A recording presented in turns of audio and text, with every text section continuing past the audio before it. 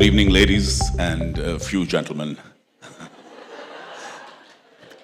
It is such a pleasure to be here tonight, here at TEDxKinnaird College, because my connection to TEDxKinnaird is of decades. My khalas, my cousins, my aunts, my great aunts, even my dadi sisters, they've all studied here at TEDxKinnaird. And they have created me into who I am today.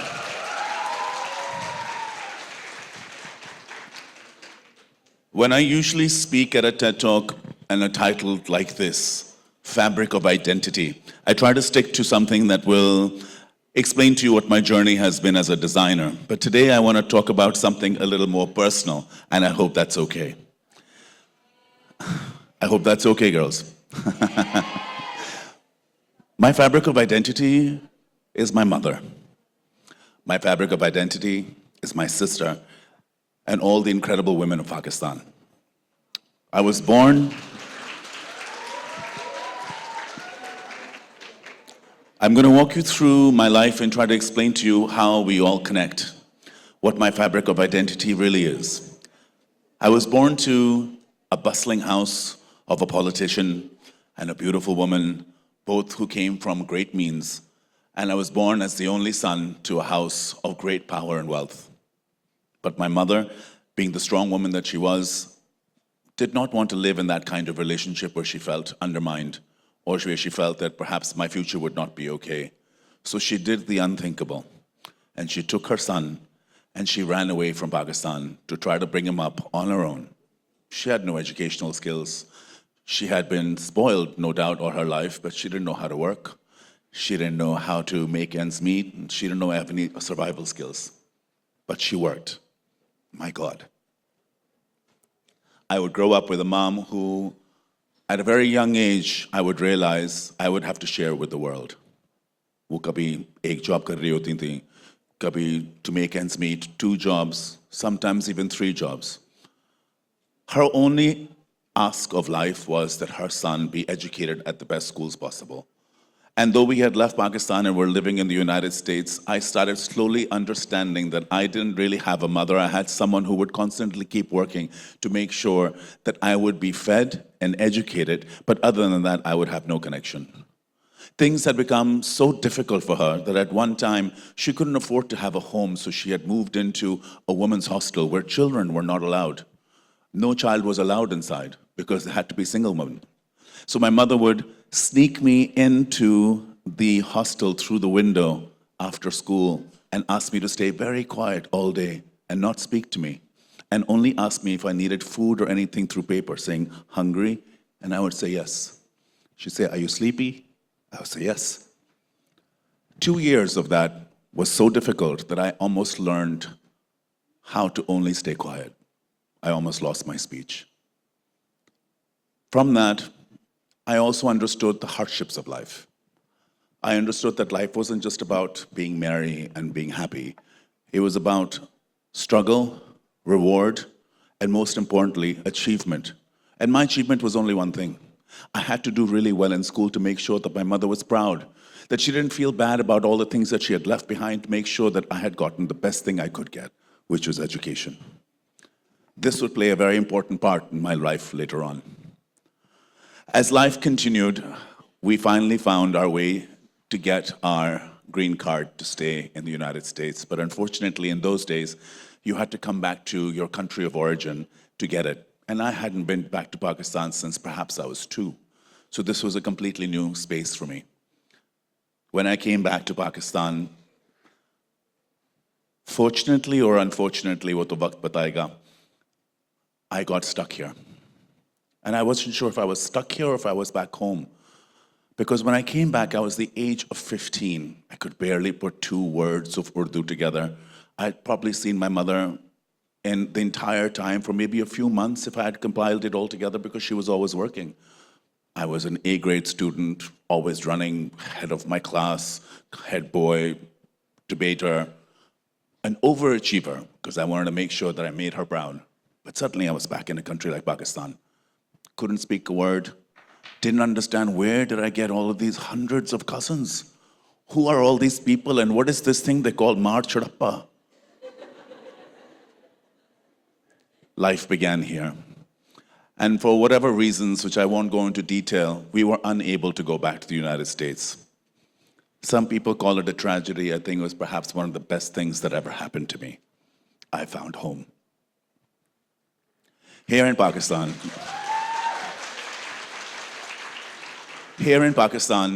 life was even more difficult because now I had just come back from a system where sciences were earth science and English was American English. And here, every single school wanted me to know biology, chemistry, and physics. I couldn't even spell physics. The only place to go was to school was the LAS, and my mother couldn't afford it. She actually couldn't afford any school. And my life started all the way back from zero again. Because my mom had come back, and my mother is a very staunchly, strongly independent and powerful woman. And I believe that she has made me realize how strongly, independently powerful all women are. I understood that I had to become independent, so I started working. At the age of 15, आपको पाकिस्तान में तो कोई job नहीं देता, आप बताइए. I would pretend to be slightly older and work in grocery stores, give tuitions to children where I could because my English was good, and I started giving tuitions to O-levels and A-levels until finally I convinced the owner of one of the school systems, because I crashed into her office without telling her, that please take me into your school. I don't know a word of English, physics, bio, and chemistry, or applied maths, or even Urdu, but I promise you, I will be successful. I will raise the bar for your school. That school was going to be Beacon House, and I became the head boy of that school in 3 months when I joined.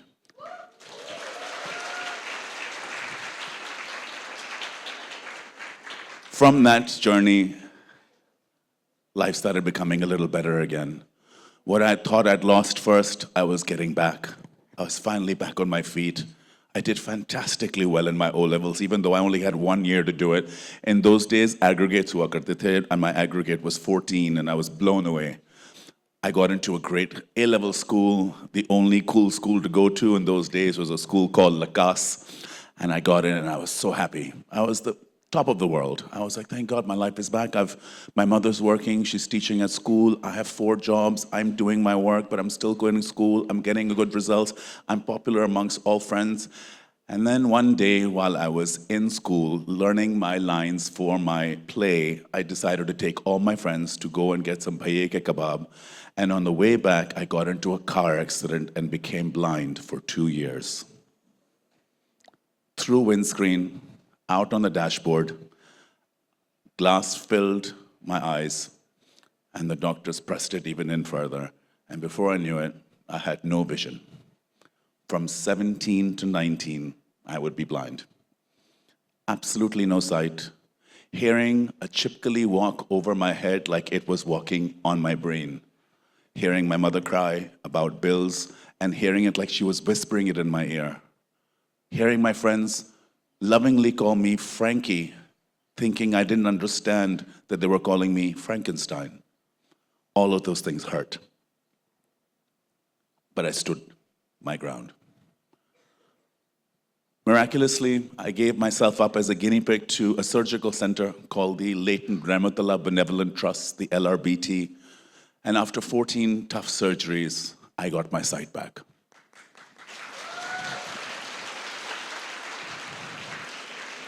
After getting my sight back, I realized I look horrible. And I finally had the courage to tell my mom what I always wanted to tell her, that I don't want to be the lawyer or the politician or the strategist that everybody wants me to be. I just want to make beautiful clothes. I just want to make lovely designs. So after having a real heart-to-heart conversation with my mom, I went and auditioned for a fashion show. At that fashion show, when I went and auditioned for them, I had so many scars on my face. I want to tell you, just to give you a number of stitches, I had over 400 stitches on my face. I had so many scars that they laughed at me and they said, there's no way you can be in a fashion show. We're looking for models. And I'm like, okay, I get it. I'll do whatever you want me to do. And they're like, well, just be in the backstage and help pin clothes and, put things together. And I said, yes, absolutely, absolutely, I will. And I was trying to get more people into the show. Lahore hadn't had a fashion show ever. It was first time. And I'd called up my friends to come and model with me or help me out. And kar karake, the night before the show, the director of the show ended up not necessarily delivering at the rehearsal, but I was always paying attention, sitting in the back, writing notes. So I came up to the designer. The designer's name was Neelafar Shahid. And I told her, listen, I've got an idea for you. Let's not play this American music. By this time, and anyone who knows me now, I'm a staunch nationalist, patriotic individual. So I said, let's play our own Pakistani music. There's a guy called Nusrat Fateh Ali Khan, and he's made this album, and we should be playing his music. And somehow or the other, the director got angry, and I ended up directing my first fashion show that I went to audition for, and that started my career in 1994 as a show director. Won't bore you for too long, I'll just try to get to it. After doing a lot of shows and getting into all of the things that I was getting into, my mother, who is an educationalist, told me that, my son, if you want to be a lawyer, you're going to go to school. And if you want to be an architect, you're going to go to school. So just because you want to be a designer and you think it's okay, it's not meant for people who are failed architects or bored housewives. It's an occupation. Put yourself through school. And I agreed. I've always agreed. Education is a hallmark of every single thing that we have to offer to the world. It's important for us to educate every single human being in this world, so why shouldn't I educate myself? So I put myself through fashion school. Fashion school had just opened, Pakistan Institute of Fashion Design, and it was tough. 4 years, बड़ा महंगा. चलाने के लिए बड़ी problem होती. मेरी एक job होती थी, मैं एक लेदर फैक्ट्री में काम करता था, जहाँ you had to glue leather together, and वो glue से मुझे इतनी उल्टियाँ आती थी that for 4 years, I think all I did was vomit. But my teachers thought I had some issue, but they didn't know that I was secretly working at a factory at night. I used to work at a store called Pace. Do you remember it?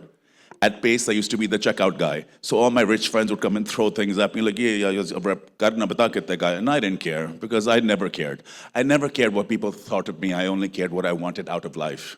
So I would quietly tap away and do it. I graduated my school at the top of my class in Pakistan Institute of Fashion Design. But I had no job. No one's willing to hire someone who had already done shows all over Pakistan as HSY. And the reason I called myself HSY is because I was so obsessed with someone not getting my name wrong.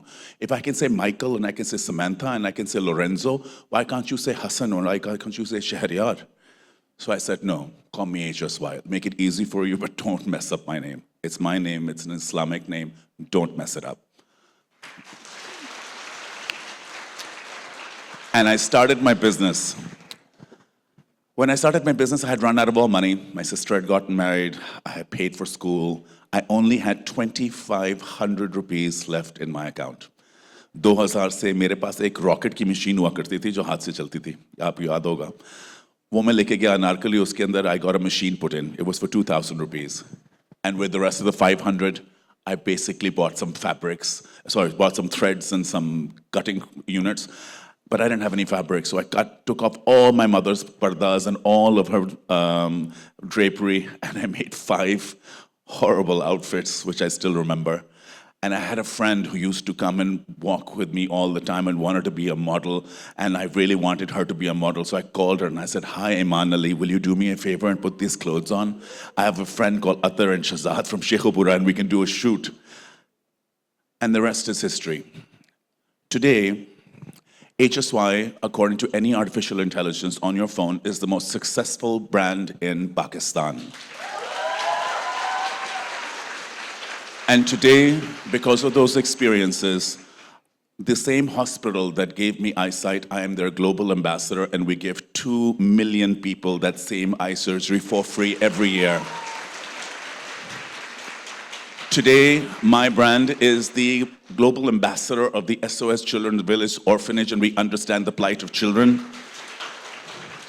And today, because of my experiences with losing sight, I help run 2 schools for children who are blind, deaf, and paraplegic.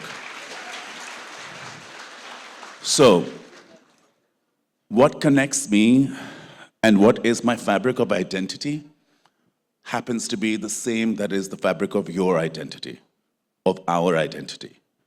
It is not lost on me that I'm standing here today as we celebrate Marka-e Haq, Pakistan's incredible victory. I'm an incredibly proud Pakistani, and I'll tell you what sets me, you, or any of us apart from any of our neighbors and around the world. Our fabric of identity is resilience. We are a resilient nation. And with that, I want to leave this little message with you. All the things that you seem to go through in life, and there will be many, and I'm sure there are lots of different journeys and stories right out in the audience. I want you to know that I understand you, I see you, I hear you, but most importantly, I celebrate you. Because one day, not so in the distant future, you will be standing here where I am and telling your story of resilience. Thank you so much.